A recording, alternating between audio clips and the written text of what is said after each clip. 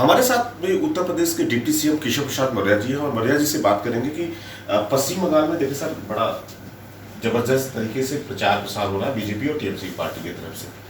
Vote polling जो है लगातार परसेंटेज बढ़ रहा है, क्या कहेंगे इस बार सरकार किसकी बन रही है? देखिए, सरकार तो भारतीय जनता पार्टी की बन रही है और 200 से अधिक विधायकों को विजय प्राप्त होगी और बड़े बहुमत की और पश्चिम बंगाल में सरकार बनना है। जो वोट अधिक पड़ रहे हैं जी, मैं इसे चुनाव आयोग के द्वारा जो प्रयास किया गया है कि कैसे लोगों का भय समाप्त हो, कैसे लोकतंत्र की जो ताकत है उसको अपना प्रयोग करें। तो मैं यह मानता हूँ कि ये आयोग के कुशल प्रबंधन के कारण से पूरे पश्चिम बंगाल में जो वोट इतनी बड़ी मात्रा में पड़ रहे हैं, शायद आज़ादी के बाद पहली बार पश्चिम बंगाल के लोग ऐसा महसूस कर रहे हैं कि वो अपनी इच्छा अनुसार जिसको वोट देना चाहते हैं उसको वोट दे पा रहे हैं।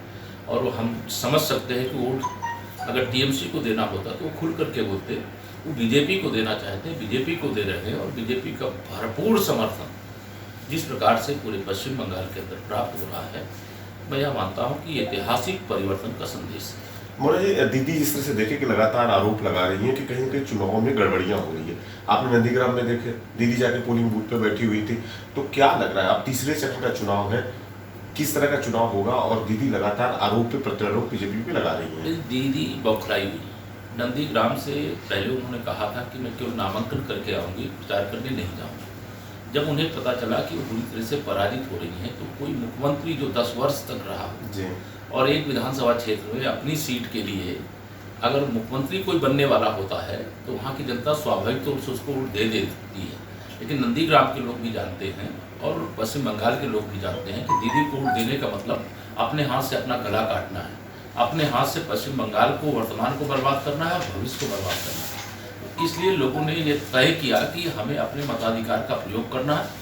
जितना आतंक पैदा करना था, जितना गुंडागर्दी करना था, जितनों बूथों पर कब्जा करना था, हमारे 130 से अधिक कार्यकर्ताओं की हत्या करने का काम और उन हत्यारों को संरक्षण देने का काम टीएमसी की मुखिया दीदी ममता बनर्जी ने किया है। इसलिए 2 मई टीएमसी के साथ दीदी गई। जिस तरह से देखें कि बीजेपी पार्टी की तरफ से आप हो, जेपी नड्डा जी है, प्रधानमंत्री है, गृहमंत्री अमित शाह है, दीदी कहीं ना कहीं अकेले व्हील चेयर पे घायल सिरनी की तरफ दहाड़ रही है, क्या कहेंगे?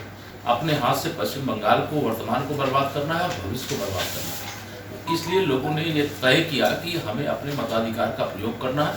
जितना आतंक पैदा करना था, जितना गुंडागर्दी करना था, जितनों बूथों पर कब्जा करना था, हमारे 130 से अधिक कार्यकर्ताओं की हत्या करने का काम और उन हत्यारों को संरक्षण देने का काम टीएमसी की मुखिया दीदी ममता बनर्जी ने किया है। इसलिए 2 मई टीएमसी के साथ दीदी गई। जिस तरह से देखें कि बीजेपी पार्टी की तरफ से आप हो, जेपी नड्डा जी है, प्रधानमंत्री है, गृहमंत्री अमित शाह है, दीदी कहीं ना कहीं अकेले व्हील चेयर पे घायल सिरनी की तरफ दहाड़ रही है, क्या कहेंगे?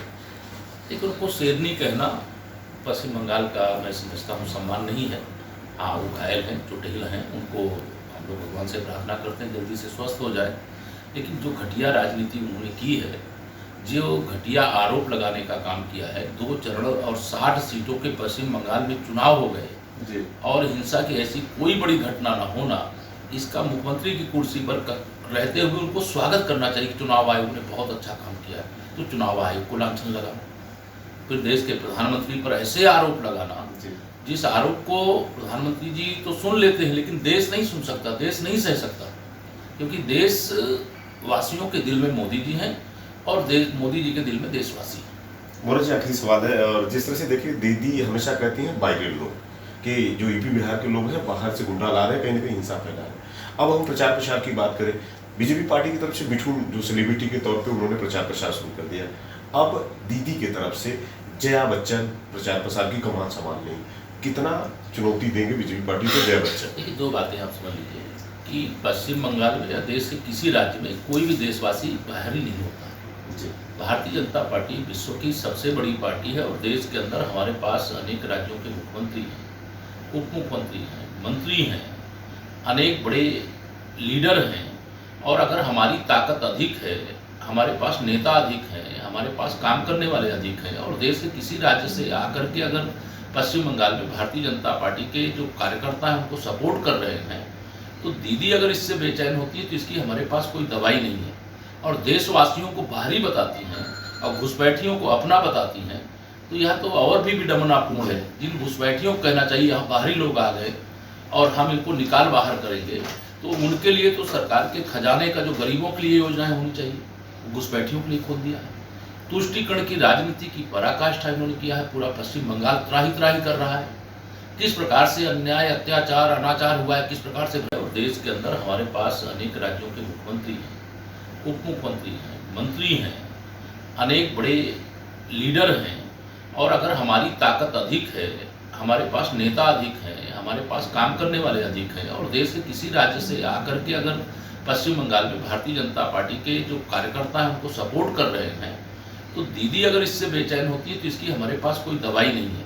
और देशवासियों को बाहरी बताती हैं और घुसपैठियों को अपना बताती हैं, तो यह तो और भी विडम्बनापूर्ण है। जिन घुसपैठियों को कहना चाहिए यहाँ बाहरी लोग आ गए और हम इनको निकाल बाहर करेंगे, तो उनके लिए तो सरकार के खजाने का जो गरीबों के लिए योजनाएं होनी चाहिए, घुसपैठियों के लिए खोल दिया है। तुष्टीकरण की राजनीति की पराकाष्ठा इन्होंने किया है। पूरा पश्चिम बंगाल त्राही त्राही कर रहा है। किस प्रकार से अन्याय, अत्याचार, अनाचार हुआ है, किस प्रकार से भ्रष्टाचार हुआ है, किस प्रकार से तोलाबाजी, कमीशनबाजी, कट मनी, सिंडिकेट, किस प्रकार से यहाँ पे मैं तो 4-5 महीने से यहाँ पर हूँ। मैंने कई राज्यों में जाकर के, उत्तर प्रदेश को तो मैं भली प्रकार क्योंकि वहाँ का हूँ तो जानता हूँ। हम ये समझते थे कि उत्तर प्रदेश ही सबसे ज़्यादा अपराध होते हैं। राजनीतिक पार्टी कुछ ऐसी हैं, जैसे हमारे यहाँ समाजवादी पार्टी है, बिहार में राष्ट्रीय जनता दल है, ये सब अपराधियों को संरक्षण देने वाली पार्टियाँ हैं। लेकिन यह इन सब से 100 कदम आगे टीएमसी निकल गई है, जो अपराधियों को राजनीतिक नेता बना दिया है। पुलिस और प्रशासन का कोई मतलब नहीं रह गया।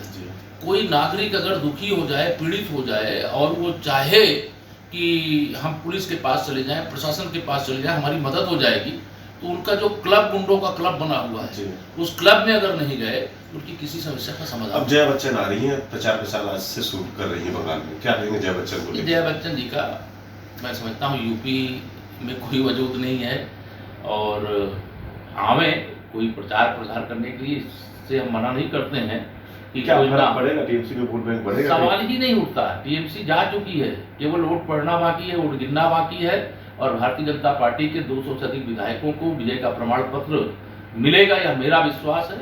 और यहाँ भाजपा की एक ऐसी मजबूत सरकार बनेगी जो पश्चिम बंगाल का भविष्य बदलेगी, पश्चिम बंगाल को वो एक ऐसे रास्ते पर लेकर के आगे बढ़ेगी जिस ओर बहुत बड़ी आवश्यकता है। देखिए, केशव प्रसाद मौर्य जी थे और साफ तौर पे कहा कि पश्चिम बंगाल में बीजेपी पार्टी की सरकार बन रही है, महज 2 मई का इंतजार है। जाहिर सी बात है 2 मई के बाद ही पता चल पाएगा कि पश्चिम बंगाल में बीजेपी या टीएमसी किसकी सरकार बन रही है। कैमरामैन विप्लव मंडल के साथ मनोज पांडे, न्यूज़ 24 कोलकाता।